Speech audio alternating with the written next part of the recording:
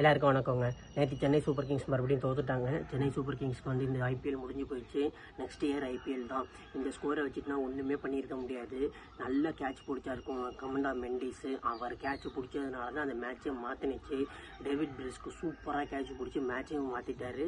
வந்து பேட்டிங்லையும் சூப்பராக ஆடி ஸ்பின்னர்ஸ் எல்லாம் ஸ்வீப் அடித்து மேட்சை முடிச்சு விட்டாருங்க. நூரகம் மட்டும்னா பிரித்து மெஞ்சு விட்டாரு Mendis. Super batting, allrounder performance, பவுலிங்கும் போடுறாரு, ஃபீல்டிங் அந்த கேட்ச் பிரேசிலுக்கு எடுத்து கேமே மாற்றினாரு. பேட்டிங்கும் சூப்பராக பண்ணுறாருங்க. செம்ம பிளேயர் மெண்டிஸு. அவர் டெஸ்ட் கிரிக்கெட்டில் தான் சூப்பராக ஆடிட்டு இருக்காருன்னு பார்த்தா இப்போ ஒயிட் பால் கிரிக்கெட்லேயும் நல்லா டெவலப் பண்ணிட்டு வந்துட்டு இருக்காரு மெண்டிஸு. சூப்பராக ஆடினார் மெண்டிஸுங்க. Hats off to Mendis. என்ன மாதிரி பிளேயர் மெண்டிஸ், எப்பா சான்ஸே இல்லைங்க. சிஎஸ்கே வந்து இந்த மேட்ச் முடிச்சுக்கிட்டாங்க. இதோட அவ்வளோதான், இந்த சீசன் முடிஞ்சு போச்சு. இனிமேட்டு பார்க்கலாம். எலிமினேட் ஆகிட்டாங்க. நெக்ஸ்ட் சீசனில் வந்து நல்ல டீம் எடுத்துகிட்டு வந்து நல்ல பவுலிங் யூனிட் எடுத்துகிட்டு வந்து நல்ல பேட்டிங் யூனிட் எடுத்துகிட்டு வந்தாங்கன்னா சூப்பராக வரலாம். ஆனால் இந்த டீம் வந்து சூப்பராக இருக்குது. இந்த டேவிட் பெல் சூப்பராக ஆடுறாரு. ஆயுஷ் மாத்ரே செம்ம பேட்டிங் ஆடுறாருங்க. ஒரு ஃபியர்லெஸ் கிரிக்கெட் ஆடினார் ஆயுஷ் மாத்ரே.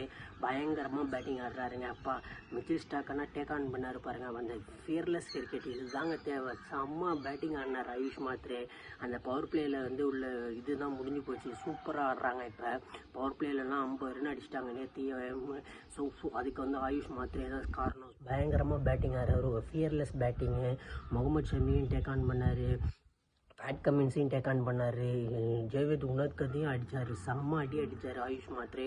ஒரு பிரைட்டான ஃபியூச்சர் வந்து இருக்குது அவருக்கு. கண்டிப்பாக சிஎஸ்கே அவர் வந்து நல்லா க்ரூம் பண்ணிட்டு தான் வருவாங்க. அப்புறம் டேவிட் பிரிஸ் அவரையும் கண்டிப்பாக க்ரூம் பண்ணணும். அவர் ஏன் ஆப்ஷனில் எடுக்கலைன்னு தெரில. பட் ஆனால் இப்போ ரீப்ளேஸ்மெண்ட்டாக வந்து செம்மையாக ஆடினாருங்க. பிரித்து மேய்ஞ்சி விட்டார்.